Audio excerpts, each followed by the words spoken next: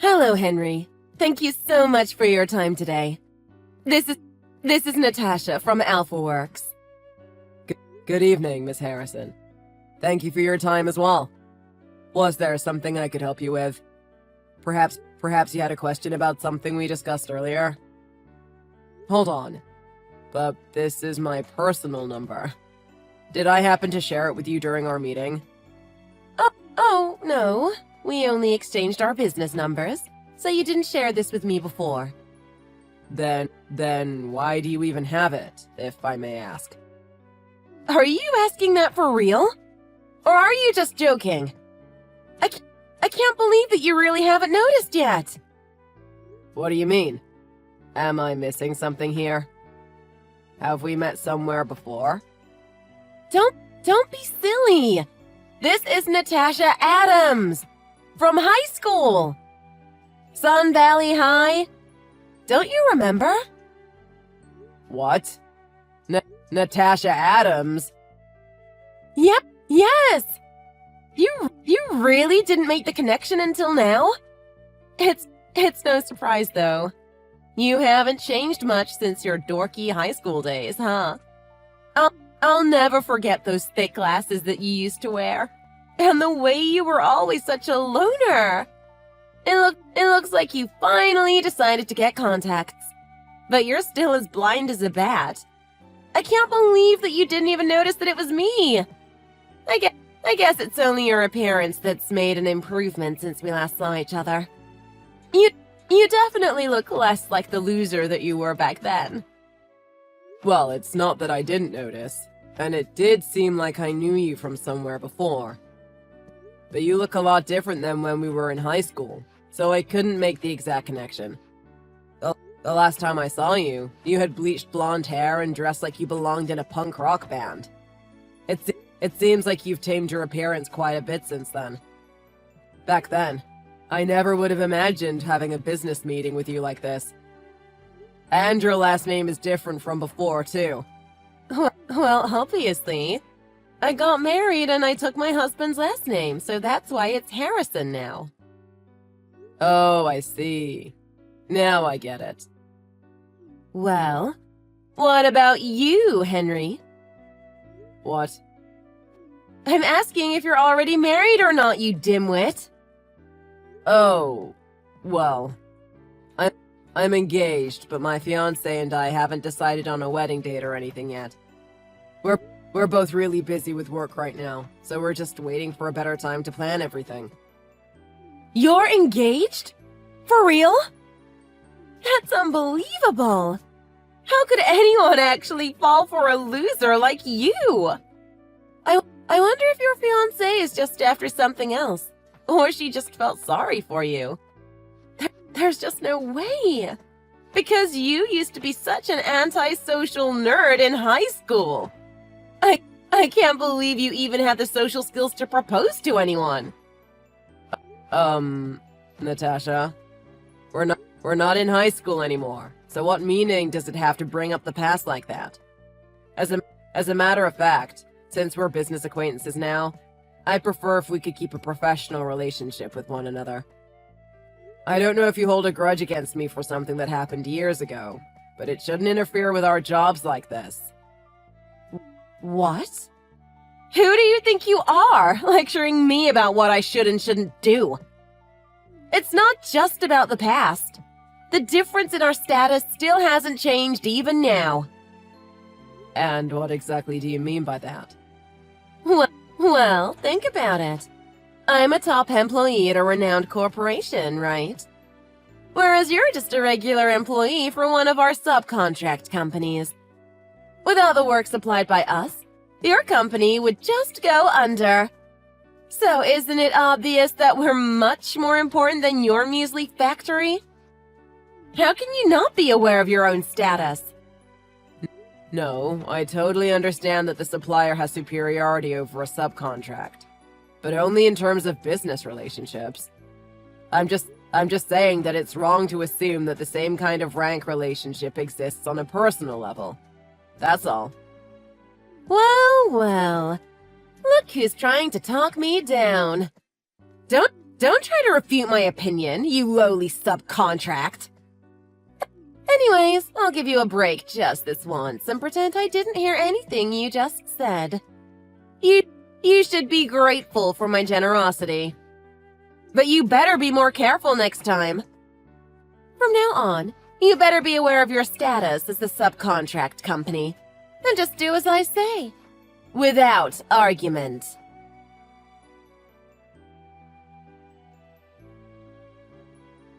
Hey, Henry. Maybe you can explain the meaning of this? I was just looking over the quotation that you brought today. Are you sure that this isn't a mistake? The price just seems way too high. Really? It seems pretty reasonable to me. And it's pretty much in line with what we've always quoted in the past. On the other hand, this isn't the sort of matter that should be discussed on our personal lines, especially after business hours. Why should that be such a big deal? So anyways, you'll give us a better quote, right? And by better quote, I mean a lower price. I don't know if that's possible. What? Why not? I explained all of this during our meeting the other day. But this is the lowest we can go, without it affecting the quality of our work. And it's exactly in line with all of your requests, and we've already cut down on the cost wherever we can. So, like I said, I don't think it'll be possible to lower the cost any more than this. I see. But don't forget that you're just a subcontracting company. You really have some nerve denying my requests. I'm perfectly aware of our position as the subcontracting company, but that shouldn't mean that we have no right to refuse such an impossible demand. It's always been my policy to be perfectly clear about what we can and can't handle. That's the kind of business relationship we had with your company before you took over as our account manager. Our opinion has always been taken into account regarding every decision, and that's how we've managed to establish a trusted relationship between our companies over the years. The way you think that a subcontracting company should obey every demand that's thrown at them isn't the way we want to operate. It doesn't make sense that you should have so much authority. How dare you? Do you have any idea who you're talking to? You're just a lowly subcontracting company. Or rather, you're just the same antisocial loser that you were back in high school, to be honest. Either way, you're in no position to tell me what you think. I have no intention of giving any mind to your lowly opinion anyways. Whatever hierarchy you think there was back in high school doesn't exactly apply the same way in the business relationship. You may have precedence in terms of this job since you subcontract the work to us, but I don't think you should consider that as you having a higher rank or anything. What? Anyways, to get back to the original topic, I'm not in the position to make any changes to the quotation at my own discretion, to begin with. So there's no point in discussing this matter any further here. And especially because this is my personal number, and it's after business hours. It's more an inconvenience than anything. You're really starting to irritate me. This isn't even about you being inconvenienced. Don't be such a fool. Don't forget that if it weren't for my contract, you wouldn't even have this job. So don't think that you can get away with talking to me like that. Like I said, the decision isn't solely up to me. So, what do you want me to do? Don't try to talk me down like that. I know for a fact that this contract with our company makes up for at least 70% of your total business. If you're not willing to give us a lower quote, I guarantee that you won't be happy with the alternative. For example, I might decide to cut your contract and outsource the job to a different subcontract company. I wish I could tell you otherwise, but unfortunately, I can't make the decision regarding the price on my own. So if it's agreeable to you, I'd like to put this matter on hold for the time being. We can discuss this further during our next meeting. Oh, great. So you finally realize that it works out better for you to listen to my request. That's not what I'm saying exactly. But it is part of my job to evaluate any feedback we get about our work, and that includes any disagreements about the price. So for all intents and purposes, I'll bring this up with the managers, but I don't want you to get your hopes up or anything. Say what you want, but let's say that you do lose the contract with our company. Do you have any idea what will happen to you? You'll lose almost 3/4 of your total business, and you'll most likely end up going bankrupt. So I hope that you come back with a good answer for me.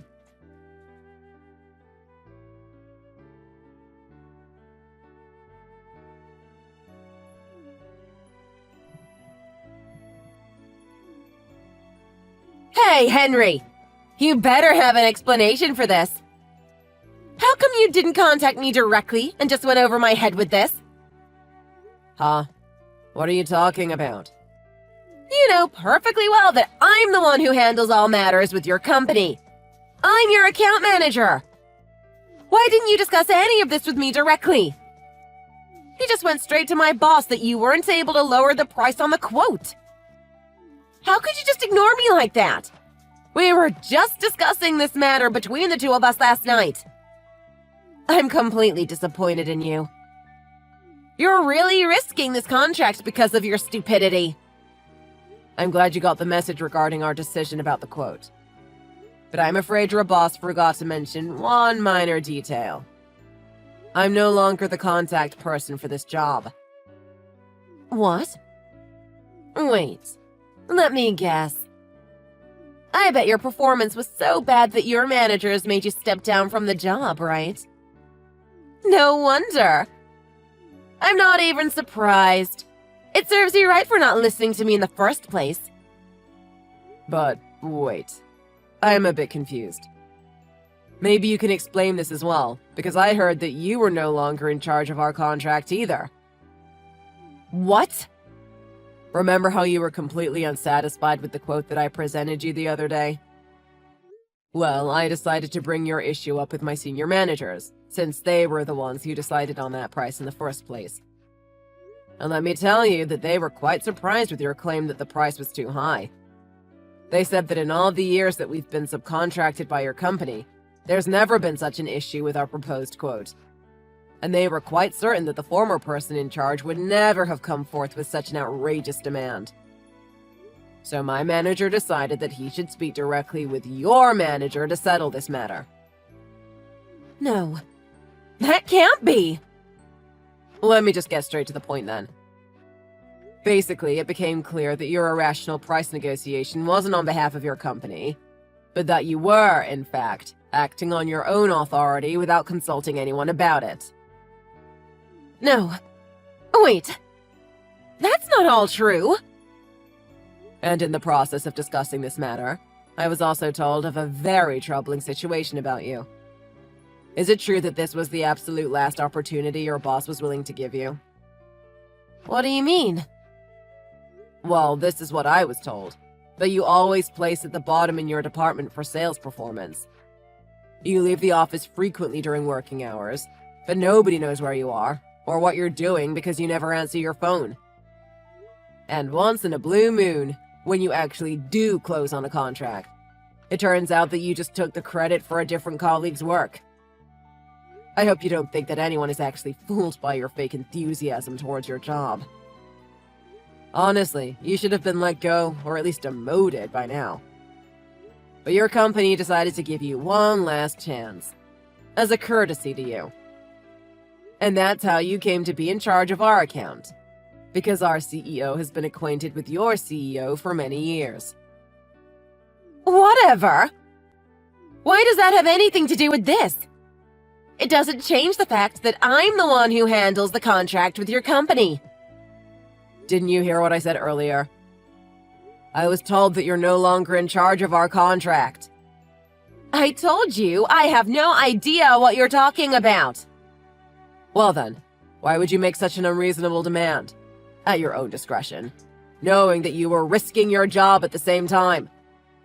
And not only that, you also betrayed the trust of your company. That's just reckless and stupid. Well, I can explain.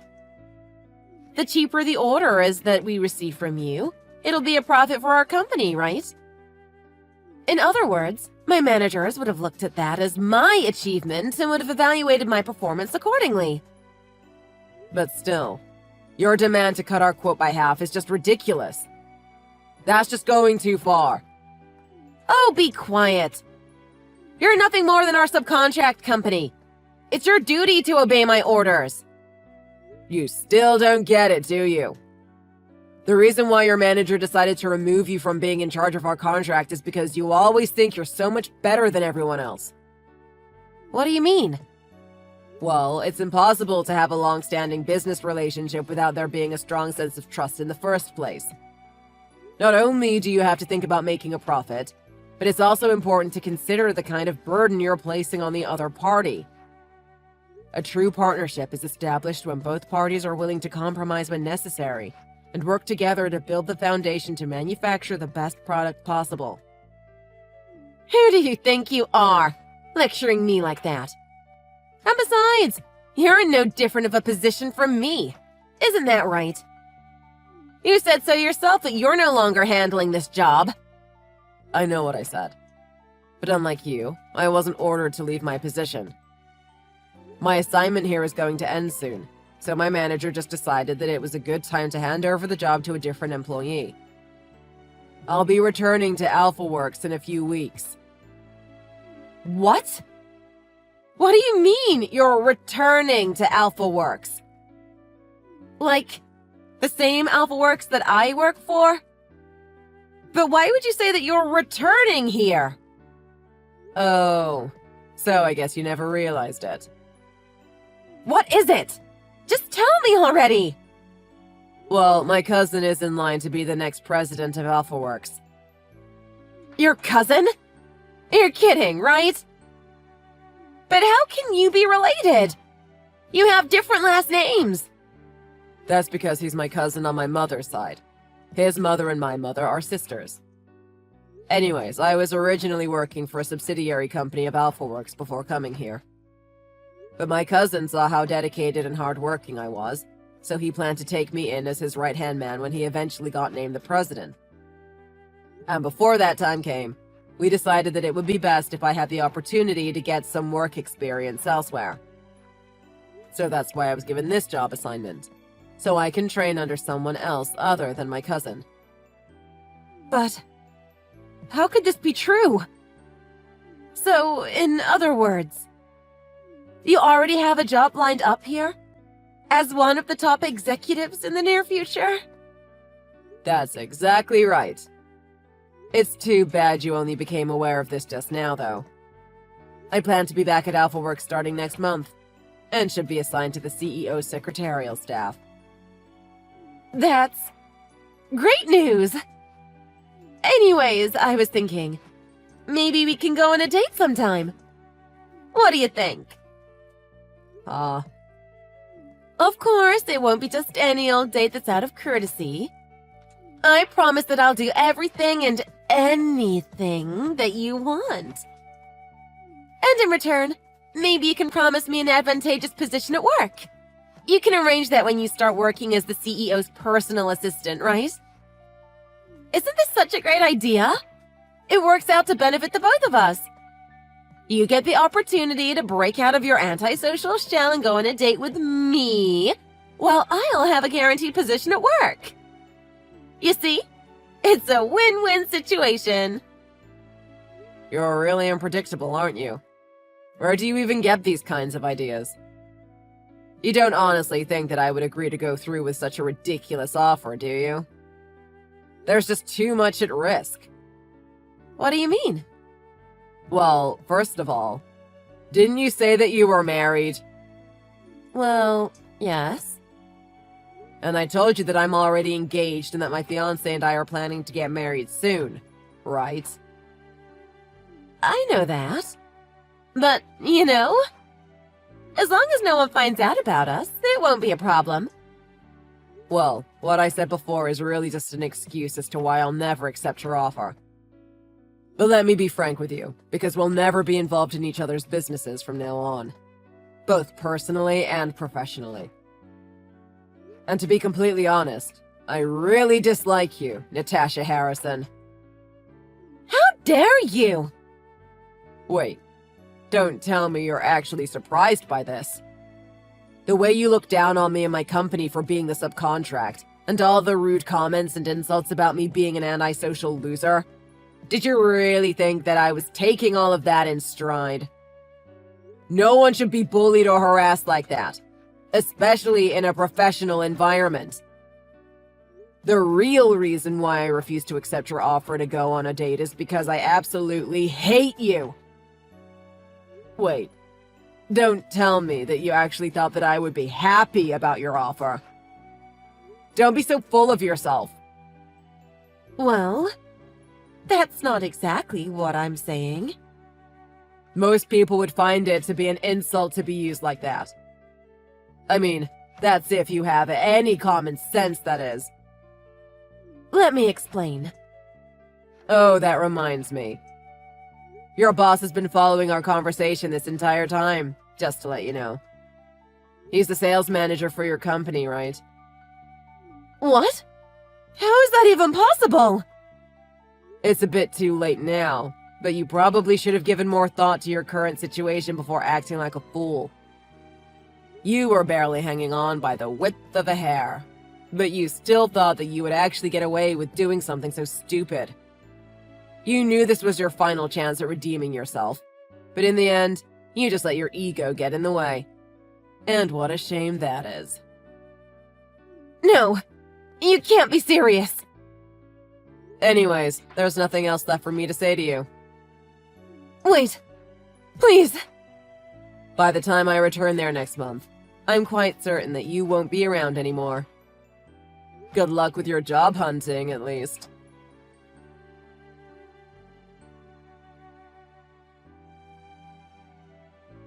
Well, that's pretty much everything that went down. As expected, Miss Harrison was fired just a few days later. And from what I've heard, it became clear that her dishonesty was not just towards me personally. Supposedly, she's used her tears as a weapon to get her clients to sign a contract on more than one occasion.